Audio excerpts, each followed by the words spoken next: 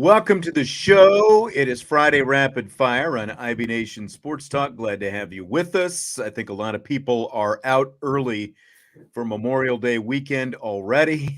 As you can see, Jesse has his Memorial Day weekend gear on, getting ready to hit a Cleveland Guardians game tonight, huh? That is the plan. After we are done here, Memorial Day weekend marks the start of $2 beers before pre our first pitch, and so as soon as we are done, I will be down there to capitalize. Nice. Very nice. Well, glad to have you with us again here tonight. We've got yeah, I think some interesting topics that we're going to be covering.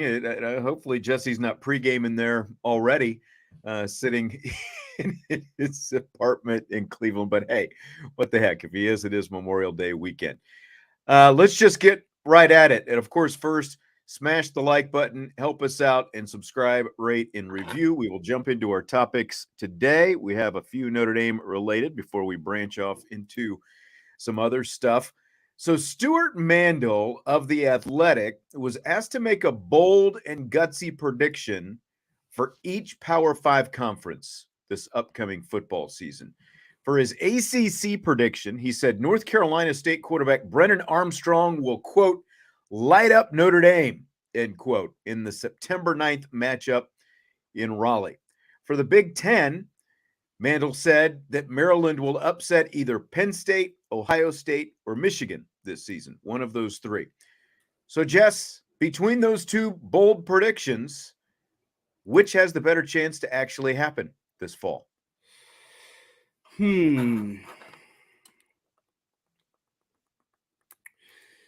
So I guess when I look at light up Notre Dame, the first thing I think of is, are we talking statistically? Or are we talking like win or loss?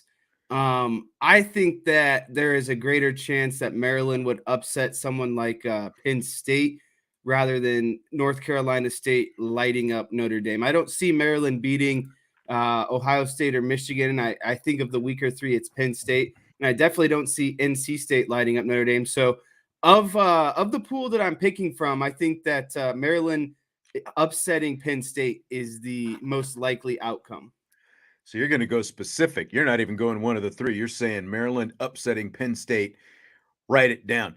I mean, you look at Brennan Armstrong, he's obviously a good quarterback, you know, but he completed just 54% of his passes last season, which was a huge drop from the 65% that he completed 2 years ago. Now he's going to be reunited with his offensive coordinator at NC State, the one he had 2 years ago when he was at Virginia, when he threw for over 4,400 yards.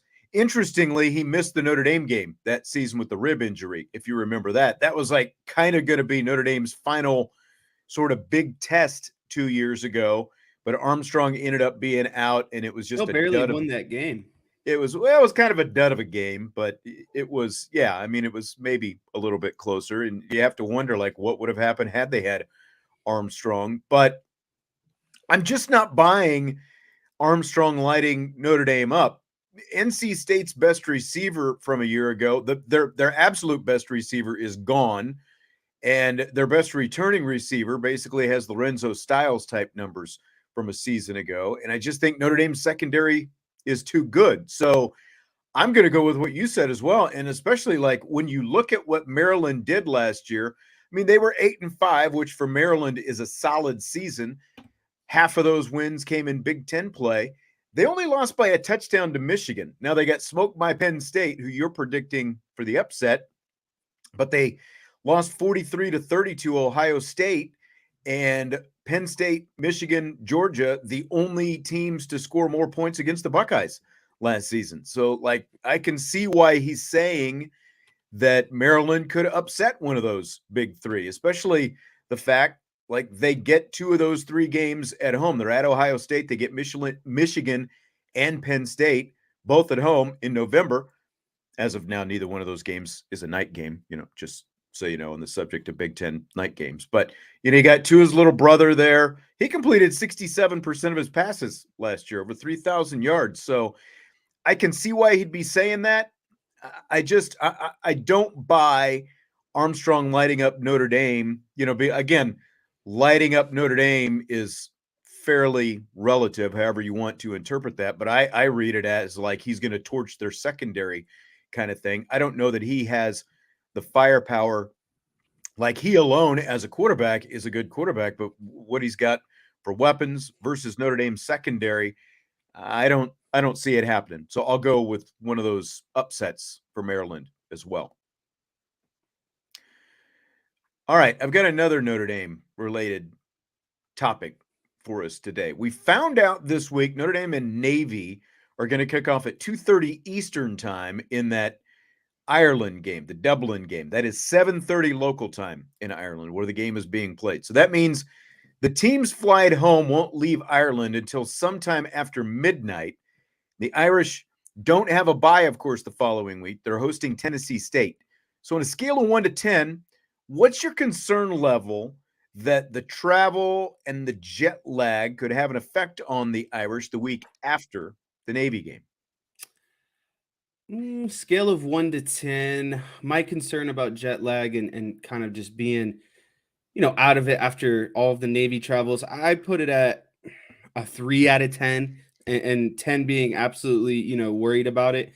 And I don't think it's really an issue overall because I feel like the coaching staff will work the schedule in a way that allows, for an off day to still, obviously, there's still going to be an off day in there, a day to recover and probably get, the body readjusted and stuff. So I feel like just like anytime there is, a game kind of out of schedule, there always seems to be a way that coaches work back in, maybe it's not your standard typical day off, but they'll find a way to kind of take the day off, once they land and get readjusted. So I think good coaching kind of and just good planning overall should resolve this issue. So I'm overly not too worried about it. It's been more than 30 years since I flew back to the States from Europe. So I don't remember massive jet lag when I came back. I remember it being a lot worse when I went over there and just felt like I needed to sleep for like a day, basically when I got there. You've been there more recently. You've actually been to Ireland, what, 6, 7 years ago, something like that. So what was that experience like for you coming and going? So I remember going, flew overnight, and then when we landed, we just kind of hit the ground running. So that wasn't really there Did was you really sleep no on the flight? time. I think so, like here and there. I think I was kind of, you get too excited going there, so you don't really think about the whole sleep thing. The Uh-huh. sleep thing is more of a thing when you come back. But for some reason, I can't really remember the flight back too much. But I don't think I was like too far out of it. Again, is there going to be some sort of period of adjustment? Yeah, but I don't think it's enough for You something to don't be think it'll worried about. linger all week? Yeah. No. Again, because I think there's going to be a day that they build in just literally to tell them relax, don't do anything, allow your body to try to, reconnect and recalibrate to the best of its ability. Yeah, well, I mean, what we know, the last time Notre Dame played Navy in Dublin, it's been 11 years ago.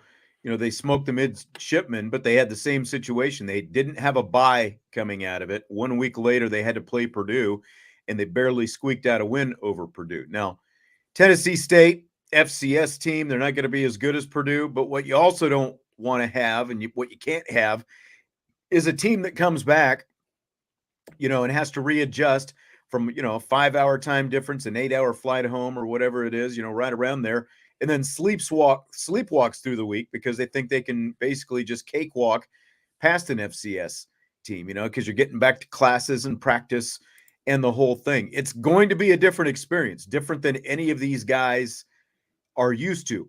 Should Tennessee State be a struggle? No, absolutely not. But again, Notre Dame can't afford to come home and play an ugly game, after coming back like that. An ugly game against this level of opponent, basically.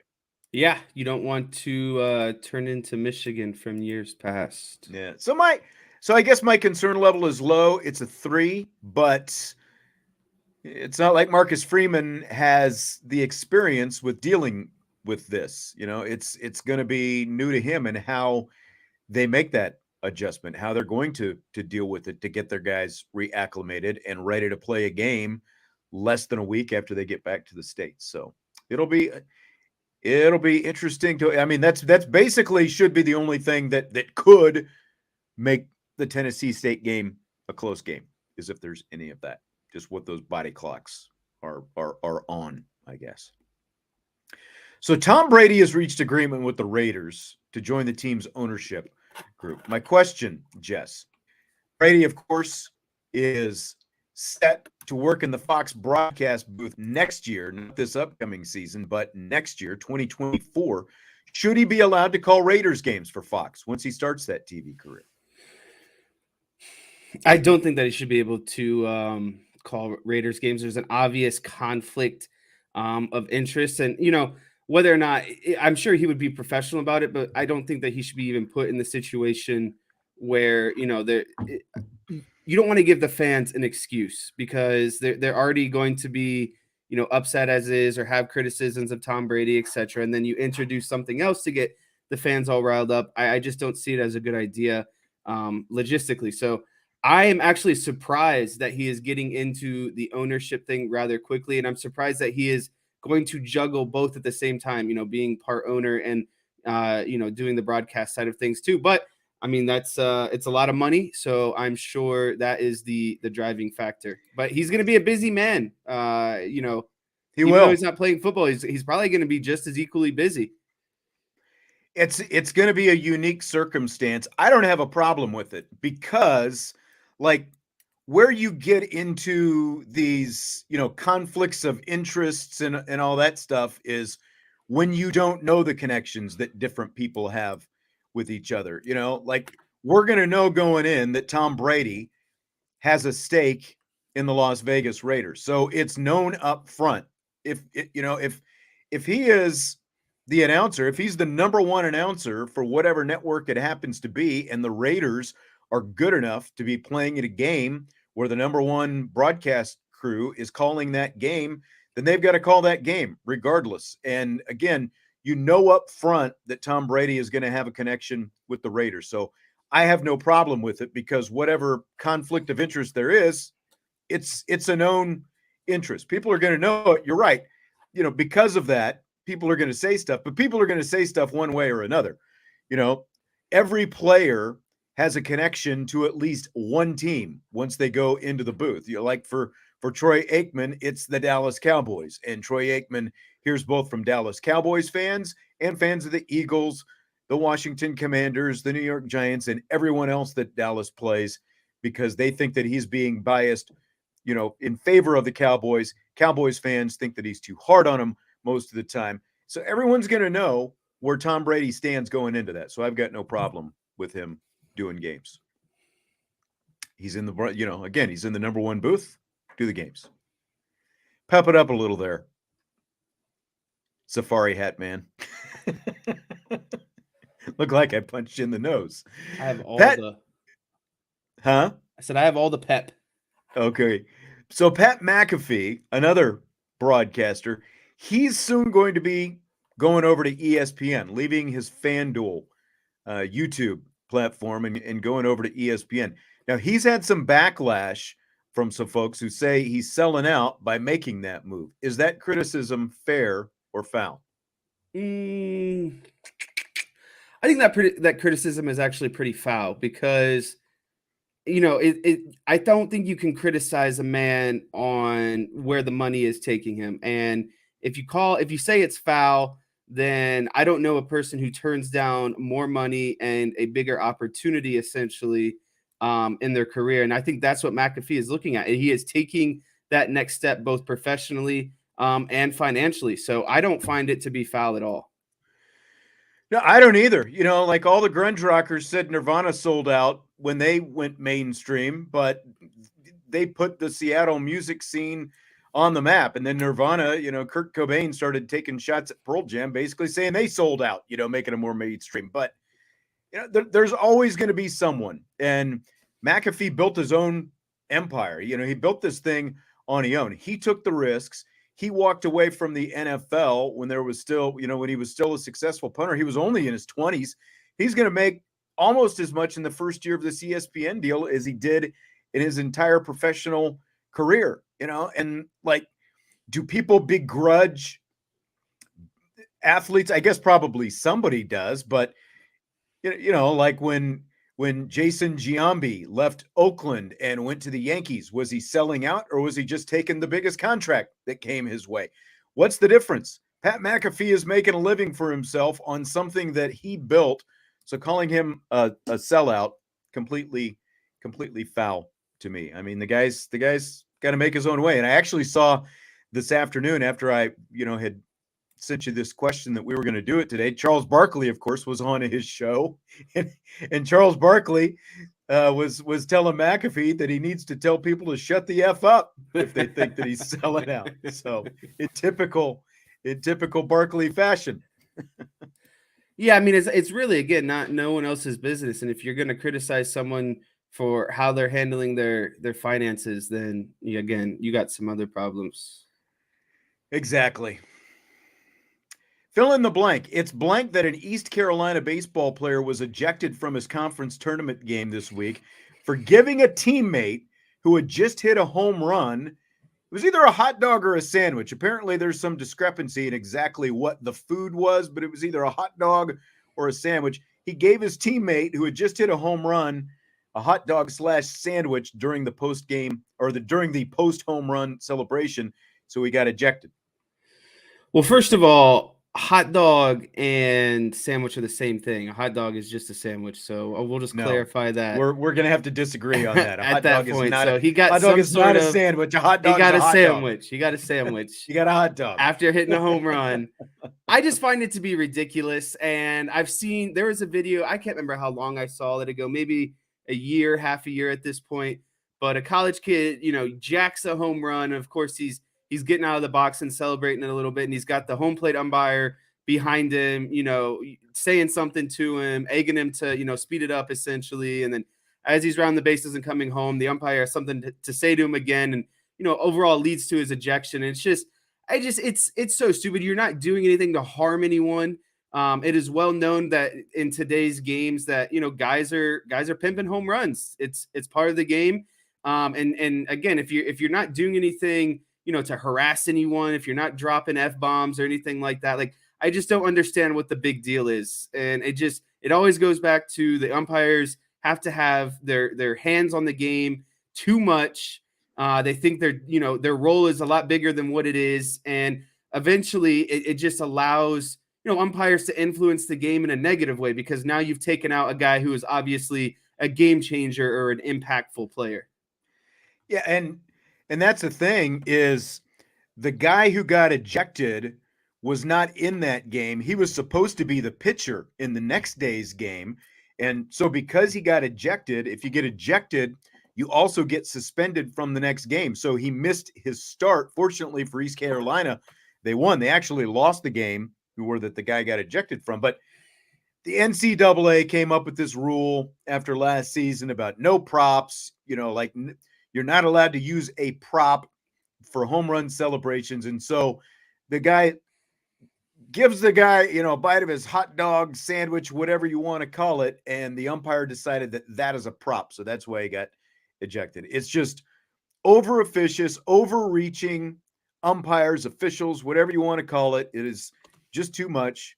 Once again, let them have a little bit of fun. It's not like they were grandstanding or shoving it in anyone's face other than his own teammates, a little bit of food in his face. So I think it's ridiculous, just totally ridiculous that they would eject a guy because I guess what he did was, like, the guy was in the handshake line and he stuck the sandwich, whatever, up to the guy's face, and the guy took a bite out of it as he's going back to the dugout. Like, that's a prop. You're getting suspended for that. It's unreal. I think Salty brings up a good point. I think umpires should be ejected and they should have backup umpires ready to come in for umpires who are just doing too much, like it's so frustrating because, baseball has obviously done some stuff to kind of speed up the game, get more action and be more fun. And it seems like the umpires are the ones who are still kind of not on board and limiting, the growth, I guess you could say. Yeah. Jesse, do you even get this reference from Derek? JJ Walker, Kid Dynamite wants his hat back. Do you even know what that means? I know who Kid Dynamite is.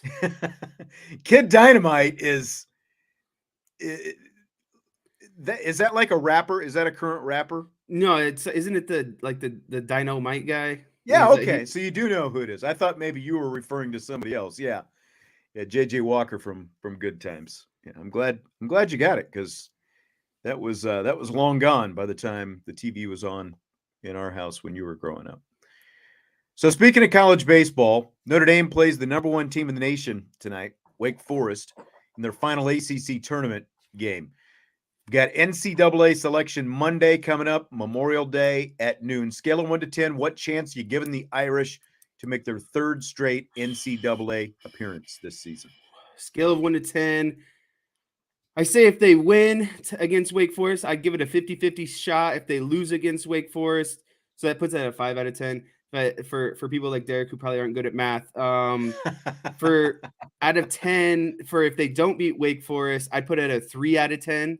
I think there's an outside chance, but I think beating Wake Forest only gets you on that cusp of, bubble, probably like first team in, first team out. And then I think losing, you would still be like one of the first 4 out, or whatever that might look like. But again, I think winning puts them like right on that bubble against it if they can beat Wake Forest. Yeah, and based on now, again, they're like third-party projections, d1baseball.com, probably the biggest website that covers college baseball. They've still got them at the top of their on the bubble list, so they are there, but they are at the top, but they've got to play Wake Forest. And if they lose to Wake Forest, that would be losses in 5 of their last 6 games. Does that sound right? Yeah. So that would not be good. And it would, granted, it would be a quote unquote quality loss, but it's still a loss at a time that you need wins. Well, the I'm thing in is, this. too, if you beat them, you split your regular season games against them because they took 1 of That's 3 in true. the set. So then you're 2 of 4 with the number 1 team. That's true. That's true. I'm pretty much in the ballpark with what you're saying. If they beat Wake Forest, I give them like a 6.5. If they lose to Wake Forest, I put it at a 2. Going into the game right now without having played it, I give them about a 4. A Yeah. little bit a little bit, below 50-50 just because of what they've lost, as we talked about last night, who they lost to. And the other other thing that you have to start looking at, we were just talking about East Carolina. They're in because they lost their opening round game. They were the number 1 seed at the American tournament. They lost to the 8 seed South Florida in the first round. So they're in the elimination bracket right now. So if East Carolina does not come out of the elimination bracket, they're still going to make the tournament, but someone in the American is going It to steal a steals a bid. bid from someone like Notre Dame. That's exactly right. And there are a couple other, conferences where you're going to have to look, and that's what's going to obviously, if you're a team on the bubble, you have to start the bid stealers are what's going to get you. And in the Big East, there's a potential out there with UConn. Like the Sun Belt is probably going to get multiple teams in the tournament, so that starts squeezing teams that are on the bubble. If Notre Dame wins, again, like you can't get more quality than a win over the number 1 team in the nation. But win or lose, tonight is their last game. It's their last chance to make an impression. They're not getting into the semifinals. So again, if they win, I give them around a 6.5. If they lose, I put it down around a 2. So what are your overall thoughts on the format of the ACC tournament that they've been doing kind of recently? I like it because it is designed. The reason they do this pool play is what the ACC decided a few years back when they did it. What they were trying to do is give teams an opportunity before the selection show on Monday to boost their RPI by playing guaranteeing multiple games against teams with good RPIs. Now, in Pool A, where Notre Dame is, you've got the 1 seed, the 8 seed, and the 12 seed. It's really the only pool where, unless you're playing Wake Forest, you're not going to get a lot of benefit out of it. All the other pools have teams that are closer together in RPI, so they're actually going to get more bump out of it. Notre Dame's going to get some bump. They'll get better bump if they're able to win. But I like it because they're trying to give their teams, a little bit more resume boost before selection Monday. Indy 500 this weekend, Jesse. You going to be watching it? I can't tell you the last time I watched the Indy 500, to be honest with you, and I don't even know if I've ever been one before. But it's actually kind of a bucket list item, even though like I'm not, enthralled to watch it every year. It being in obviously Indianapolis and being from Indiana, and seeing friends kind of go to it, on their social media and stuff. It always looks like something that's a fun time. I've just never gotten a group together and actually done it. So I don't have too much interest. I might catch who the winner is, but other than that, that's about it for me.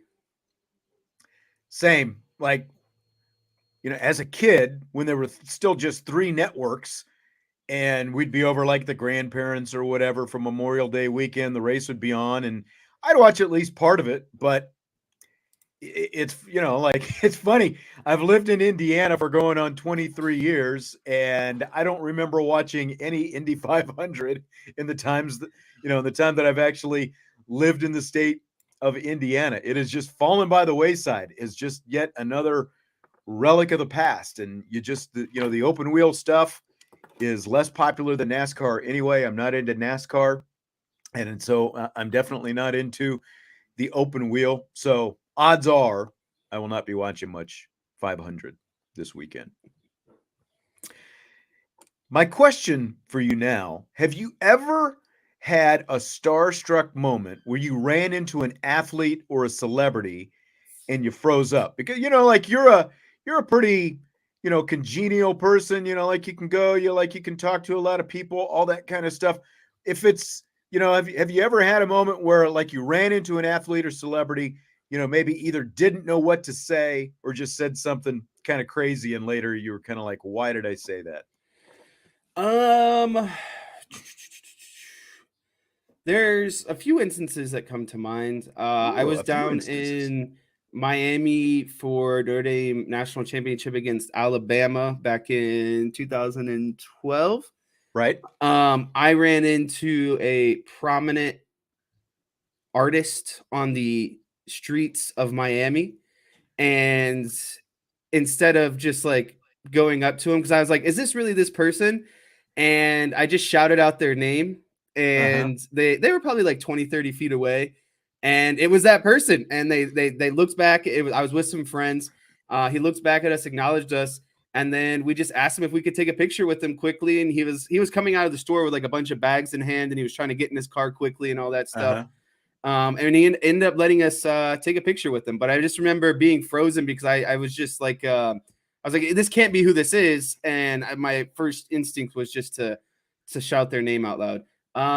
Another instance, I was on the Notre Dame football field at one point, and I can't remember. I think Vince Vaughn was with maybe Will Ferrell on the sidelines, and I was really close to them. And I wanted to go up to them and ask for a picture or something, and I just couldn't do it. I was just in awe of just like looking at them as a young child. I was gonna say, and you were probably still young enough then that you could have gotten away with it and not, felt like Right. any Because I shame for. remember, I think what turned me off is I think some like adults were asking them for that kind of stuff, and they were turning them away.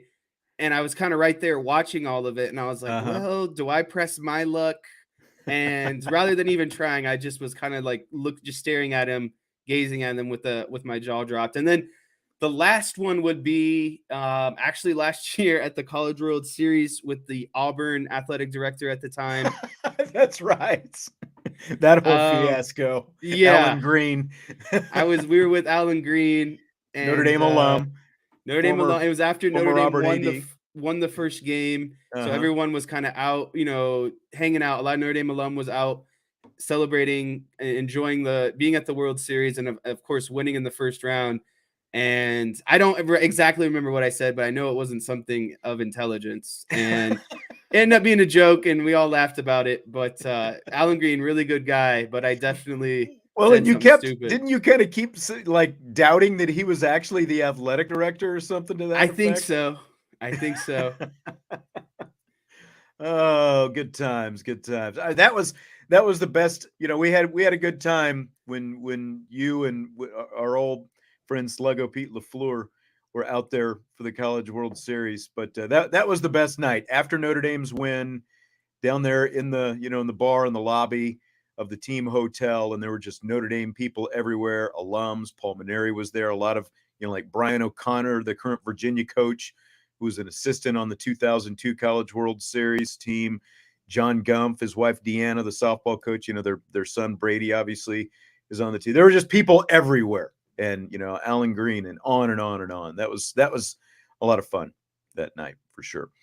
My moment was back when I was in college, and it was during the strike season, 92, Major League Baseball. And my now wife, then girlfriend, your mom, and me and my buddy Randy, we were in a barbecue place in the Kansas City area. We sit down, we've got our barbecue, we start to eat.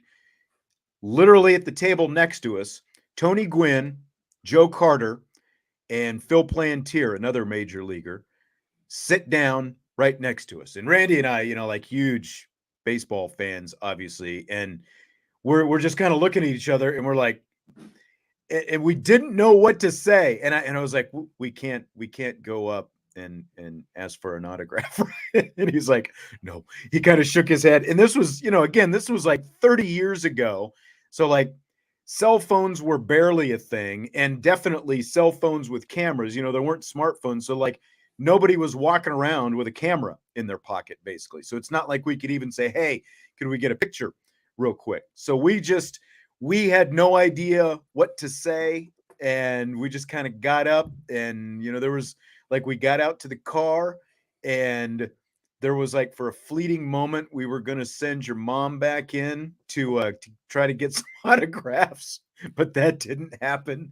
So it was completely starstruck. So we ended up just watching Tony Gwynn, Joe Carter, and Phil Plantier eat their barbecue and drink strawberry pop while we sat there and just kind of ogled, the big league players next to us. They were, again, it was during the strike, and they were kind of taking some shots at Bud Selig, the baseball commissioner. So that was kind of funny. We did get some chuckles out of that, but we had absolutely zero idea what to say, what to do. So we froze and did nothing, basically.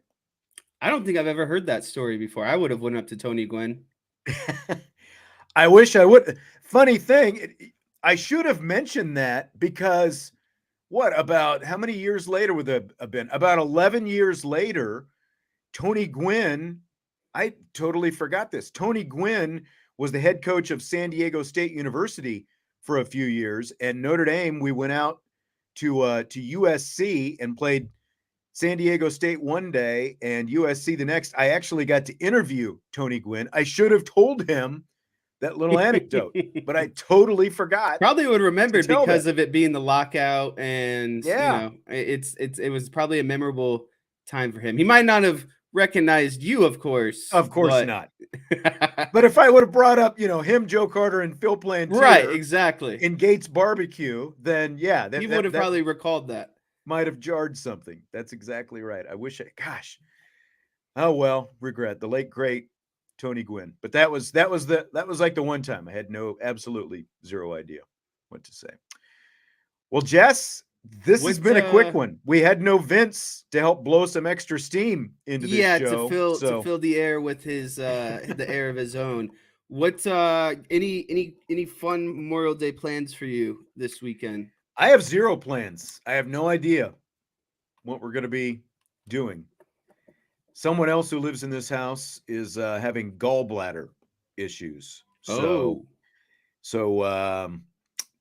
it's there's little chance that big activities are going to be going on. I've got to find something, because it's nice outside and we've got a 3-day weekend. So I've got to find something to do this weekend. Yeah, because it's not, and not only is it nice outside, it's like not hot. It's like the perfect temperature of nice outside. It's not overwhelmingly cold, overwhelmingly hot. And so I'm going, obviously, I mean, it's pretty evident what I'm doing tonight. Tomorrow, going golfing. Just bought a new golf set, so I'm gonna take the new set out there and beat them to crap. Then I have a good buddy's birthday celebration Saturday night, so I'm sure I'll be out pretty late Saturday night. Sunday is firing up the grill for the first time this summer. Went out and got Yeah. a bunch of meats from Costco. So We'll probably do some of that for sure. fire up some burgers, some chicken, some brats, some corn on the cob. That'll be nice. And then maybe catch another game on that Sunday, and then Monday I don't have anything, to be honest with you. So that might be my chill day. I actually have a ton of work stuff in the next 3 weeks, so you might catch me work maybe a half day on Monday, unfortunately, just to get a little bit ahead. But yeah, I'm actually really looking forward to the weekend. I love Memorial Day weekend. It's kind of like that last break before summer fully hits. I coach a youth baseball team, so our first game is actually next weekend. That'll start until and go until August. So we'll have games every weekend. And then yeah, it seems to me it's like that the dawn of before summer. It's like the last time to really kind of do something fun before the craziness of summer kicks in. All right. Well, enjoy. And as Derek said, make sure you hydrate, stay safe. Always hydrated. Everybody else, hydrate, stay safe. Have a great Memorial Day weekend as well. We will be off on Monday. I'm not sure if Brian's going to have a show, Brian and Ryan, on Monday or not, but we won't. So we will talk to you Tuesday. So hit that like button and, of course, subscribe, rate, and review. Have a great Memorial Day. We'll talk to you later on IB Nation Sports Talk. Peace.